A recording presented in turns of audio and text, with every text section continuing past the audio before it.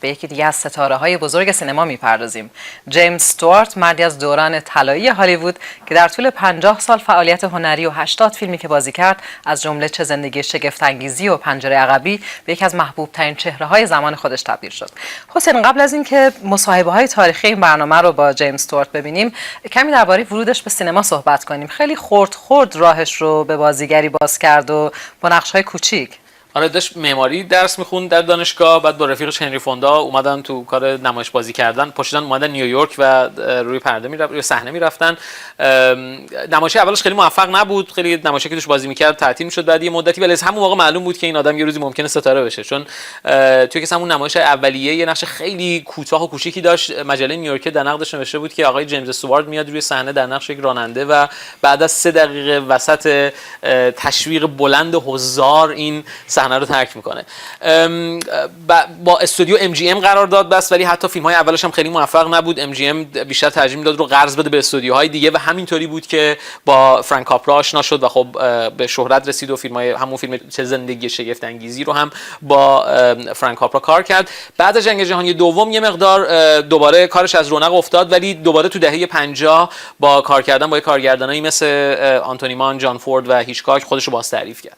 به فراز و فرود مسیرش اشاره کردی. جالبه که خودش میگه من تصویری هم که بر پرده خلق میکنم تصویر مرد خوششانس شکست ناپذیر نیست، تصویر مردی با ضعف‌هاش، با ترس‌هاش که بسیار تلاش میکنه و البته در نهایت هم از پس زندگی برمیاد. آره، چون ما الان نگاه میکنیم به اون گذشته و همه فقط موفقیتاشو میبینیم، اون وسط یادمون میره که همونطور گفتی حسابی فراز و نشیب داشت زندگیش و یه دورانهایی بود که اصلا به توانایی خودش در بازیگری حتی به شدت شک داشت. همون فیلم چه زندگی شگفت انگیزی که الان همه تحویلش میگیرن، اون موقع منتقدا باش مشکل داشتن، درگذشت دقیقاً موفق نبود. کمپانی تولید فرانک کاپرا اصلا ورشکست شد بعد از ساخت فیلمش و یکی از ایرادایی که منتقدا میگرفتن به فیلم و اشتباه میکردن چند دهه طول کشید تا همه متوجه بشن که اون با این که این فیلم زیادی سانتیمانتال، زیادی احساساتیه و زیادی پرشوره. چیزی که حواسشون نبود اینه که تو همیشه احتیاج نداری به بازی زیرپوستی و کم رنگ و خیلی ظریف. بعضی وقتا اتفاقا احتیاج داری به یک انفجار بی ملاحظه شور و عشق و احساس و اینکه یه نفر دستاتو بگیره تو چشات زل بزنه و در حالی که تو چشاش اشک جمع شده به تو بگه که زندگی ارزش جنگیدنو داره. اینجور وقتا باید بری سراغ جیمز استوارت. It's a Wonderful Life. I believe it's your favorite movie. Yes, I think so. I don't exactly know why. It just reminded me of a time when Frank Capra told me the idea of it. It's the first picture I did after I got out of the service. And Frank called me one day and he said, I have an idea for a movie. Why don't you come over to the house and I'll tell you it. So I came over and we sat down and he said, now this picture starts in heaven. And that shook me. And he said, you're in terrible trouble and you are about to commit suicide and by jumping off a bridge, and an angel comes down and he tries to save you, but he can't swim. So you save him. And then Frank got a little mixed up. And he said, this sounds terrible, doesn't it? And I said, Frank, if you want to do a picture that starts in heaven where I have a guardian angel, I'm your boy. And that's the way it started. Let's go back to how it really started for James Stewart, because your father had a hardware store in Indiana, Pennsylvania, so it wasn't in the family line of business for you to become an actor. And I understand that in a sense, your parents were never reconciled to the fact that you were an actor. They never quite approved, did they? No, my mother approved. My father just, he didn't accept the idea of being an actor, my being an actor. And I think that's the reason he kept the hardware store in operation because I'm pretty sure that he felt that I was going to be found out sooner or later, and he wanted to have a job for me to come back to. But he nonetheless was quite pleased when you won an Oscar, because didn't he find it of use in his business? Yes, the night that I won the Oscar, he called me very late and said that he thought it was fine and that I should send it back to the hardware store, and he'd put it on the knife counter. And that's what I did, and it stayed there for 20 years under a cheese bell. You joke about it, but he sounds a fairly formidable parent and some considerable opposition to your becoming an actor. In fact, you went to Princeton University and took a degree in architecture, and your friend Henry Fonda says that you are really an actor in spite of yourself, that in fact you were set on an architectural career, and the acting was an accident. Can you tell us about that? Well, I suppose in a way it was an accident. I was going to be an architect. I graduated with a degree in architecture, and I had a scholarship to go back to Princeton and get my master's in architecture. And I'd done theatricals in college, but I had done them because it was fun. And then I was asked up to a stock company that was run by Josh Logan and Brattain Windust and Myron McCormick and Margaret Sullivan, Henry Fonda. I was asked to come up for the summer, not to act, but to play my accordion. I played the accordion in a tea room next to the theater. And I lasted one night. They said my playing spoiled people's appetites. And then they gave me various jobs as a prop man and as small parts, and I was offered a very small part in a play going to New York. So the time came to go back to college, and I just felt that having this tiny little part in a play on Broadway, it just seemed to me to be a lot more exciting than going back to school. And that's sort of the way it started. In 1935, you went to Hollywood. MGM offered you a contract. What was it like arriving from Broadway, not really sure that you'd given up architecture even by this time? What impression did it make on you? No, it was very exciting right from the start. You were doing tiny little parts in big pictures with stars like Myrna Loy and Bill Powell, and then you would get a big part in a tiny little picture that they also made.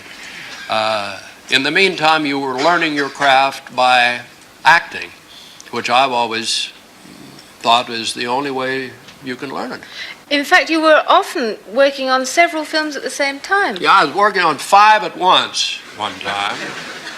How did you know which you were playing? Well, it was pretty hard. I had to be briefed every once in a while. In those days, the big studios would trade you like they trade ball players. You would be traded to another studio, maybe for another actor, or you would be traded for a script, or perhaps you would be traded and the other studio would be allowed to use that studio's back lot for a while. What did they trade you for? I don't know. They said one time they traded me for 7 horses, 7 stunt horses. You've appeared in several biographical films, of course. You've played Glenn Miller and you played Lindbergh. Is it more difficult to be convincing and natural in them? How do you approach that kind of part? You have to make a thing believable without using the device of acting. And that doesn't make any sense at all. But I've sort of, over the years, I've developed a theory. I'm getting to believe that in films, what everybody is striving for is to produce moments, not a performance, not a characterization, not something that you get into the part and it's you produce moments that create a feeling of believability to what you're doing. Now, the moments sometimes don't work. Sometimes it doesn't go, nothing happens. William Wyler has always been very famous for taking a lot of takes. And there's the story that he had this scene with a bunch of very competent people, a very important scene in the movie, and he'd already done it 30 times. And one of them came and said, Willie, I want to know what we're doing wrong. What do you want us to do now? I don't know what. And Willie said, no, you're doing it fine. I'm just waiting for something to happen. And that's what I mean by creating moments. Another thing that happened over the years that bears this out is that people will come up to me and say, boy, I like that picture you did. Now, they won't remember the name of the picture. They won't remember where they saw it. They won't remember who was in it or who directed it. But they said, you know that picture? You were in this room. And you were some kind of a lawyer or something. And this fellow was over there, and he turned to you and he said, and I forget what he said, but you looked at him, and boy, that was some look you gave. And a great many times, you remember that moment too, and you thought it was pretty good. Every once in a while. I remember just while I'm on this, in this moment thing, I was making a picture in British Columbia, Western, and we were on the Columbia ice fields, and it was raining, and there was heavy mist around, and we couldn't shoot, so we were all huddled around a fire, and suddenly out of the mist came a man, and he was not a young man, and he had a beard. It wasn't exactly a beard, he just hadn't shaved for a while. And he was sort of a miner type, was dressed like a miner. And he came closer to us and he said, which one of you fellows is Stewart? And I said, I am. And he came over and looked at me and he said, oh yeah, now I recognize you. He said, well, I heard you was here and I thought I'd come up and say hello. I've seen a lot of your pictures. Picture shows, he called them. He said, but I think the one I like best, you were in this room. And your girlfriend was in the next room, and there were fireflies outside. And you recited a piece of poetry to her. And I thought that was a nice thing for you to do. And I remembered exactly the moment and exactly the film. I remembered who was in it and who directed it. And I also realized that that picture had been released 20 years before. And it made a tremendous impression on me, that man. To think that I had been part of creating a moment that this man had liked and had remembered for 20 years. Did anybody ever suggest at any time that you should have your voice trained? That you should go to a voice specialist or something? And... Well, not exactly the training in the voice, but I remember, oh dear, I remember I was in a play in New York. I played an Austrian nobleman. Sorry. It's to give you a little idea that I needed the work.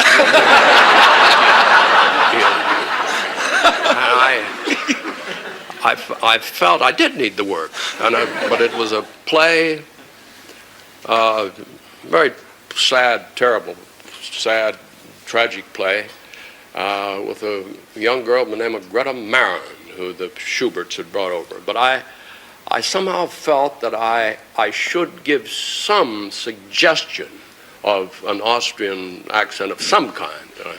And there was a woman in New York in those days named Frances Robinson Duff, who taught drama, who taught voice, who people would go to when they got a part, and she would coach them sort of mostly in voice and mostly in projection and so on.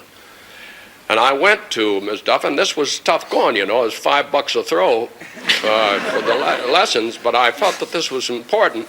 And she said, "Yes, I think I can. I think we can work out some kind of a suggestion of an ad." But after 3 lessons, she called me in and she said, "I'm going to have to let you go." Said, "There's no way I can teach you an Austrian accent." She said, "But any time in the future that you feel that you'd like to learn to speak English properly." That's the... Now, let's have a look at a film that you made in the 30s, where you're more easily recognizable. If you can have a look at it now, it's a film called Born to Dance, which I have no doubt you remember. Let's have a look at it. I wish you knew what you amounted to with me. Tell me. I know too well that I'm just wasting precious time in thinking such a thing could be, that you could ever care for me. I'm sure you'll hate to hear that I adore you, dear, but grant me just the same, I'm not entirely to blame, for you'd be so easy to love, so easy to idolize, all others above.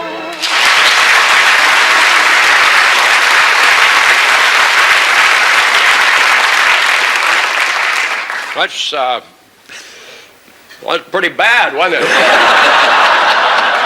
know, I had a terrible experience with that. Now, that's a hard song. It became a big hit, you know, easy to love. Beautiful song. It's a beautiful song. But the range in it is frightening. And I was a little worried about it. I recorded the song, but then when I went to the preview of the picture, I was sort of interested in what I would sound like singing. And when I started to sing, it wasn't me. It was somebody else. It turned out to be a fellow named Art Jarrett, who sang with the orchestra at home, that they'd put in because... and but at the end, they, after the picture was quite successful. And at the end, they decided to leave my voice in because they said, you just can't hurt that tune, that Cole Porter tune, and so leave his voice in. It sounded, in fact, as if your voice hadn't broken. You know, it was like a voice soprano, wasn't it? Well, it's so high. Gee, I asked Cole Porter, I said, couldn't you cut it down a note or two? And he didn't like that at all. But it's the range, you know, the range is, and besides, I can't sing. these were the great days in Hollywood, weren't they, in the sort of 30s or so, and the industry, the film industry, was Hollywood. What do you remember when you think back, Jimmy, over the many, many years that you've been there and been a star there? You mean... well, what was it like when you, in the 30s when you were there, for instance? I mean, the studio system was going, wasn't it? Well, the whole thing was so exciting, and the whole idea, they say there was a certain magic about it. Well, I agree with that.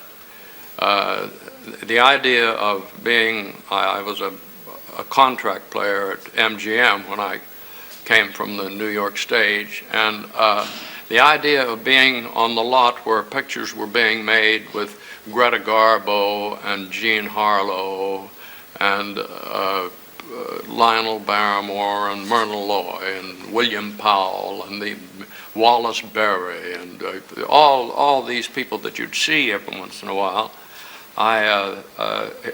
Everything was excitement. It was like a family, and it seemed that the whole town, everybody would gather at a wonderful nightclub, the Trocadero, and we worked 6 days a week then, and Saturday night we'd all collect at the Trocadero, and it was an all-night affair, and everybody performed. I remember one night a little girl got up and said, and her mother was with her, with pigtails and bobby socks on, and a little girl got up and said, hey, here's a little girl that MGM has just signed, and her mother brought her down once to sing a song. She started to sing, and she sang for an hour. There's a little, she was 14, I think, 13, 14, 15, Judy Garland. First time anybody, and it was magic. Did she have the magic then? Then, she had it really? Absolutely. Yeah. Yeah. Absolutely. You mentioned a name there, of course, of one of the greatest sort of sex symbols of all time, Jean Harlow. Now, you worked with her, didn't you? Yes, I was in a picture with her called Wife versus Secretary. I had a very small part, but I was sort of the boy next door, and we had been through high school together and everything, but then Gable was also in the picture, so you know, sort of. But we had one scene in the car, and it was sort of the goodbye scene. She was interested in other things and sort of saying goodbye to me. And I had most of the dialogue because I was trying to tell her my story and plead with her to stay with me and everything. And of course I had months to learn it, so I knew it very well, and I did it. And the scene ended with a kiss. Now this was at night. We worked at night and all times, and she was actually on another scene in the picture. And I was on another picture tonight, and we met and were going to do this scene. And Clarence Brown was directing, and we went. He said, "Well, let's just rehearse it." And I went through it, and it ended, and with the kiss. This is a rehearsal. I'd never been kissed like that ever in my life. I just was born in Pennsylvania.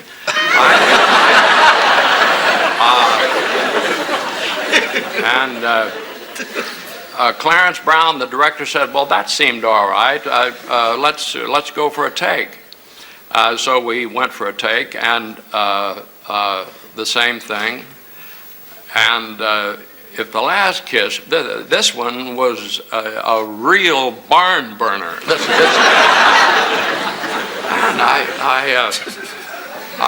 this took me back a little. I didn't know exactly how to tell you. But Clarence Brown saw what a good time I was having, and he said, "Well, why don't we do a couple more takes just to make sure?" And I spoiled the thing. I started blowing my lines, and he said, "Okay, we'll print that first one." Is it difficult for you now to find parts? I mean, you must get offered an awful lot of rubbish, mustn't you? I don't get offered much of anything.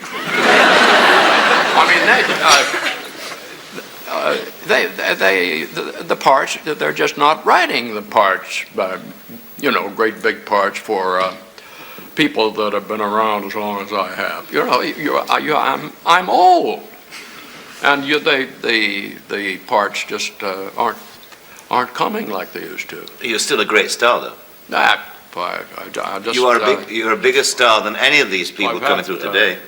That's for sure. The whole thing has been a wonderful life. I've been tremendously fortunate. I've loved every minute of it, and I have a wonderful marriage, and I'm a happy man, and I consider every day gravy.